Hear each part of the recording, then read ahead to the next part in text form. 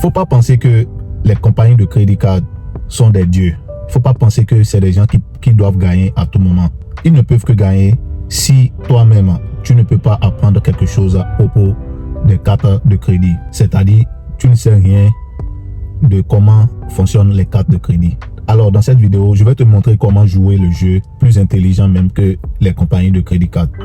Je vais t'apprendre comment utiliser leur propre système contre eux et tu ne payeras plus $1 sur tes crédit cards si tu suis vraiment ce que je te dis. Alors, laisse-moi te raconter une petite histoire. Il y a quelques années, peut-être en 2017 comme ça, il y avait un jeune qui venait de venir aux États-Unis, peut-être 2 ans et demi ou 3 ans.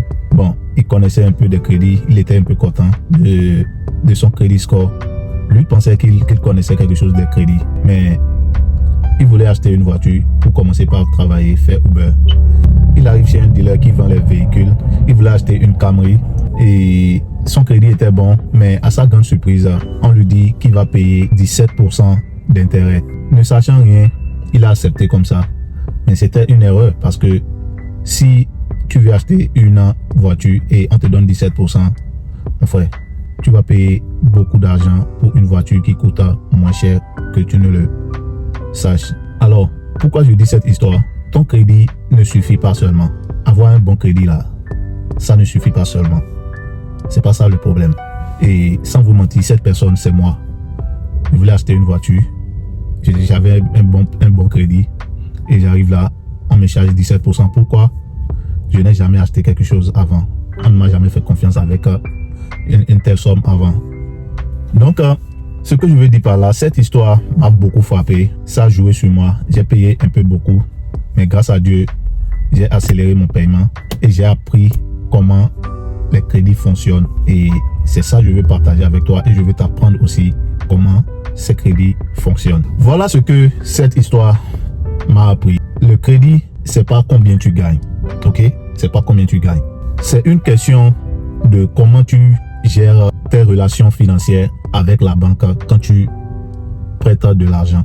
À chaque fois, quand tu ouvres un compte de carte de crédit, c'est-à-dire tu as un crédit card, la manière dont tu utilises ton crédit est vraiment importante. La manière dont tu gères, garde un petit taux d'utilisation, tu n'utilises pas tes cartes de crédit n'importe comment, tu payes à temps. Tout ça là, ça compte sur les cartes de crédit.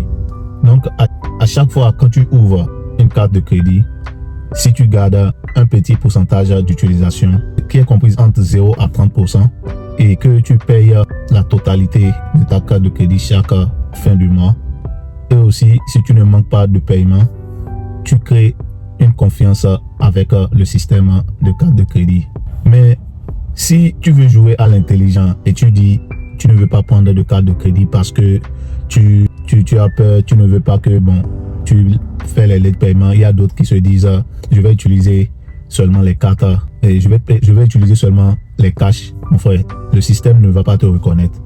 Et le moment viendra, tu vas vouloir acheter une maison, une voiture ou quelque chose. Quand tu iras à la banque pour prêter de l'argent pour faire ces achats, le système ne va pas te reconnaître parce que tu n'avais pas crédit history. C'est quoi une histoire de prêter de l'argent ou bien d'utiliser les crédits cards? Ce qui m'est arrivé dans le temps et j'avais payé plus d'intérêt. Alors, la même chose va t'arriver et tu vas payer plus d'intérêt. Donc, c'est pourquoi il faut prendre les crédits cards, utilise-les, garde un minimum de 30% d'utilisation, paye chaque fin du mois, pas de minimum. Et le plus important, il faut payer la totalité avant même peut-être ton billing cycle. Donc, c'est vraiment important. Si tu fais cela, le moment venu quand tu vas peut-être vouloir acheter une maison, la banque va te reconnaître, le système va te reconnaître. On va voir que tu avais déjà une histoire de crédit. Si tu as un bon crédit score, c'est partant. Mais si tu n'as pas un bon crédit score, ça ne va pas marcher. Alors, voici comment battre les compagnies de crédit card à leur propre jeu. Et fais attention, le numéro 3 est vraiment important. Le numéro 1, c'est quoi? Il faut payer la totalité de tes crédit cards chaque fin du mois. Pas de minimum payment.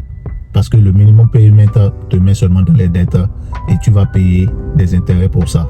Le numéro 2, il faut négocier et optimiser tes cartes. Appelle la banque une fois par an et demande-leur de réduire ton taux d'intérêt sur ton crédit card. Et aussi, demande à une augmentation de la limite de ton crédit card. C'est-à-dire, si ton crédit card est $5,000, demande à $7,000 ou bien $8,000. Chaque année, appelle et négocie. Faut pas oublier ça. Parce que parfois, on ne veut pas oublier parce qu'on pense qu'on va nous dire non. Si on te dit non, c'est bon. C'est pas un problème. Mais négocie. Ça aide ton crédit. Chaque année, il faut le faire. Le numéro 3, rappelle-toi, je t'avais dit que c'est très important. Il faut garder ta première carte que tu as reçue. Parfois, l'erreur que certains font, c'est que tu as une première carte et tu prends une deuxième carte parce que cette carte est plus peut-être bon. Peut-être tu as un American Express et peut-être tu avais une petite carte de 3,000 et tu as American Express de 10,000. Tu penses que il faut annuler ou bien il faut fermer le compte de la première carte.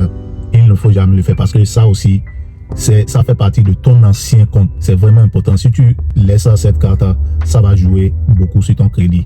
Donc ça, c'est important. Il faut garder ton ancien compte. Le numéro 4, utilise plusieurs sources de crédit intelligemment. C'est-à-dire, si tu as une carte de crédit, il faut aussi peut-être acheter une voiture qui ne va pas trop te tuer.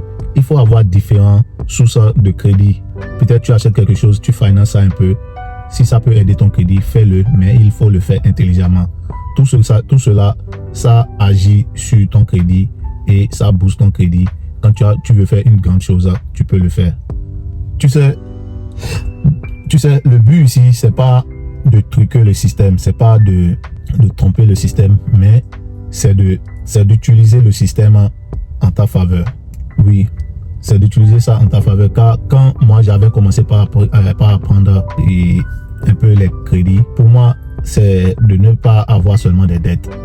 Mais après j'ai compris que si tu veux utiliser les cartes de crédit, il faut toujours avoir de dettes, mais il faut les avoir intelligemment pour ne pas payer d'intérêt. Donc c'est ce que moi aussi je veux que tu fasses. Commence par prendre tes crédits au sérieux. Tu as appris quelque chose aujourd'hui, mets-moi ça dans les commentaires et dis dans les commentaires, dès aujourd'hui, je prends mon crédit au sérieux. Et si tu aimes cette vidéo, like, commente, partage et abonne-toi pour plus de vidéos dans le futur.